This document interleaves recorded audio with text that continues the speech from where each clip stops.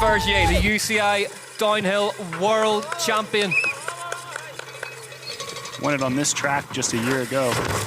Interesting line there, went inside and gapped over the rock that was kicking a lot of riders. Pretty creative for a simple section. Yeah, has won here at UCI World Cup level as well as that UCI Worldsman in the past. One of the most successful riders here. Andorra calls this place home, lives just up the road. 0.4 of a second back at the first split. He's in touch with his compatriot here. And he was so close last weekend. Now he knows the speed, he knows what it takes to be up there and compete. And to be here at home with Commensal at the bottom of the hill. We saw their headquarters this week. He sees, he knows, and he's in touch with the people that make that brand what it is. So this is a big weekend for the entire Commensal crew. About as local as it gets, Loris Vergier.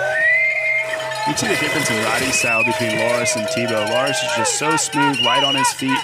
It doesn't look like he's going fast, whereas you can see the aggression from Thibaut's riding style. Max Commensal watching on at the bottom. We spent some time with him. 0.8 of a second, so he's lost 0.4, Loris. A lighter rider, this is where he'll excel. Through this rock garden and then the steep last sector. Yeah, he gets that trademark Vergier sort of bouncy, light-footed style on the bike. Threads the needle around the inside of that big rock, heads down into the trees. This is where Vergier can get to work now on the number 2 bike. Still so happy that he's part of that brand, Loris Vergier. Really good exit speed around that left turn. Found a real home here at Commensal. Vergier, he's faster now by 0.2 of a second. Here comes Loris Vergier. Is this going to be enough to dethrone Thibaut de Prel out of that hot seat? Vergier has 1 quarter to go. Loris Vergier, the UCI downhill world champion, heads across the line and Pal Arinsal Andorra goes fastest by 0.8 of a second.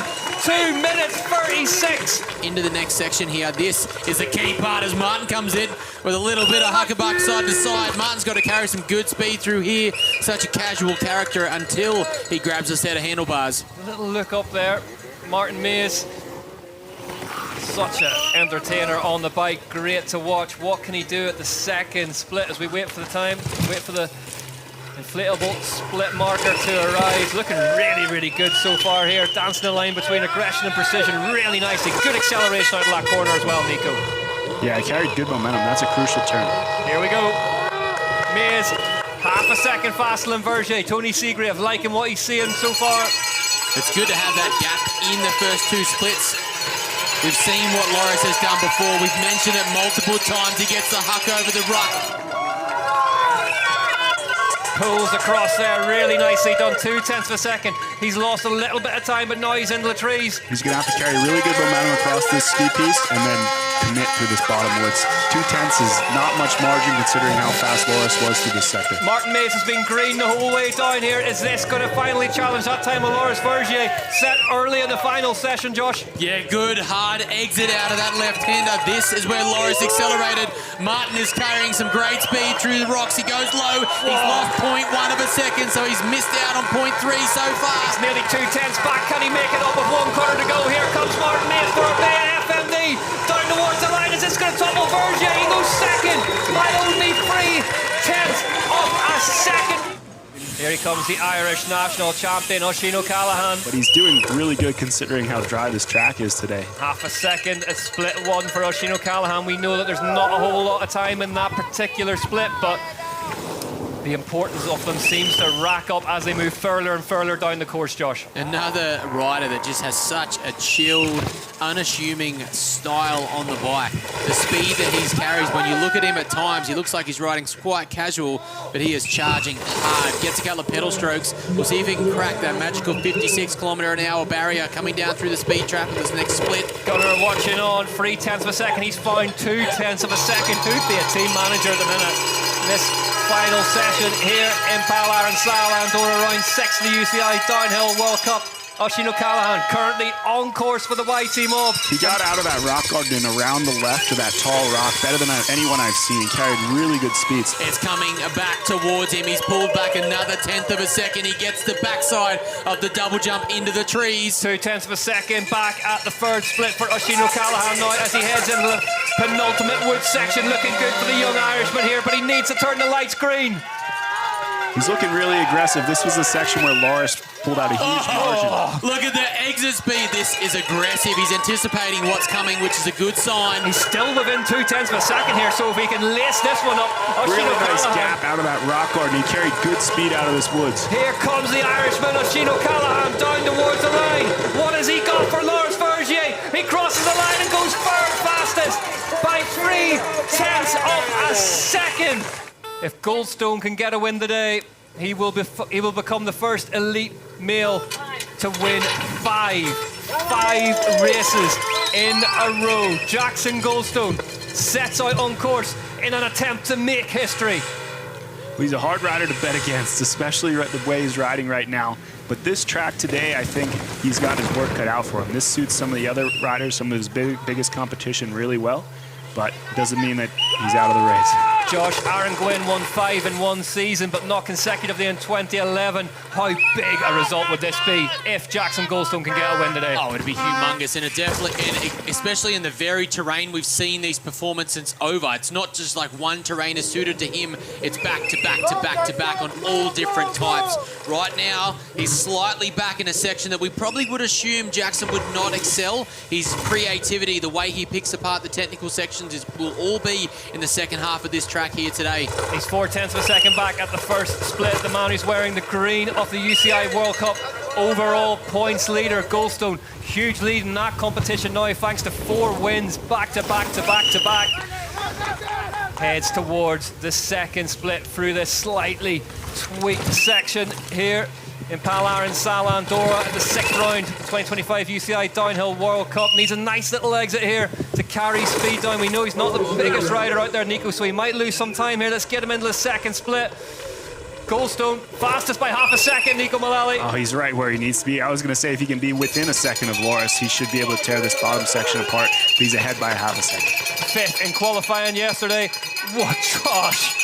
Over that big rock, shaking your head in disbelief. Wow, we mentioned his weight. Goes for the inside line in this off-camber. You see that huge gap out of the woods? That's going to carry him through this next section with a lot more exit speed. First rider we've seen to pull that gap. That gap is no less than 20 feet from needle to needle. Whoa. This is where we expect Jackson to excel. This is where he's going to accelerate more and more as we get down.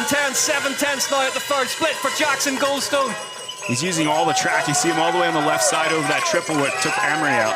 The whole Santa Cruz Syndicate camp is buzzing after getting their first ever double win last time out in La Tuile. Look at him floating through some of these bumps. The entrance here is speed that we haven't seen since That was a Vergier. really good exit. That was a great exit. This is where it counts. This is where 9/10 now. Steve Peake watches on the bottom of Finn Isles. gets the high line, the huck across. Jackson Goldstone is feeding it. Here comes Jackson Goldstone down towards the final corner. Jackson Goldstone.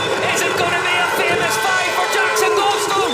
Crosses the line and goes fastest by 0.8 of a second. Advantage Goldstone here in Pal Arinsal, Andorra. He needs to find an answer for Jackson Goldstone, the big red S of Superman, not specialised on top of his helmet.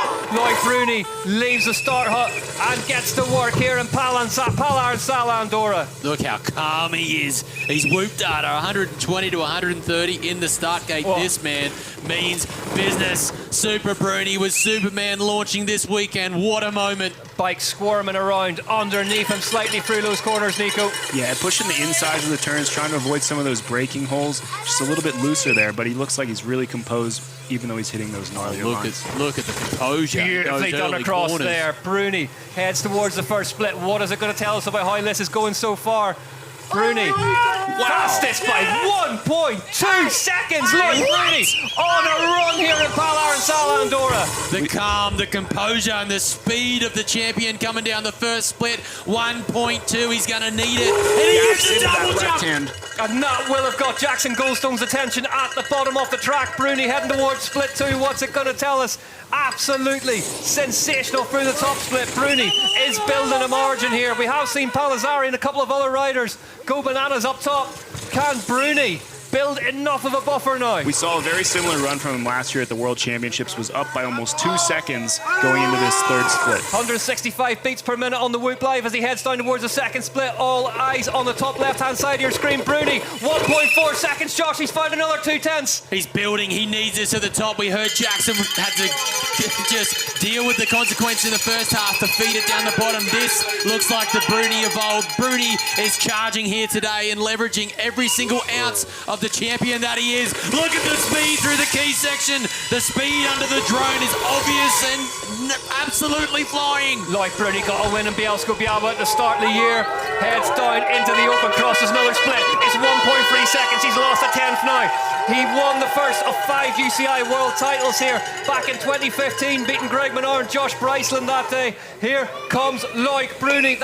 The old track in Val Nord, of course, very, very different to this one. 168 beats per minute. Jackson and Loris were very fast through this fourth sector, but I think Bruni has enough time to play with here, and I think he can get to the finish even with that 1.3 margin. He's got to charge. He's got to attack the entrance into the rock garden here. 1.1 seconds at split 4. Bruni dances across the rocks, heads down the final shoot. Will head out into the open.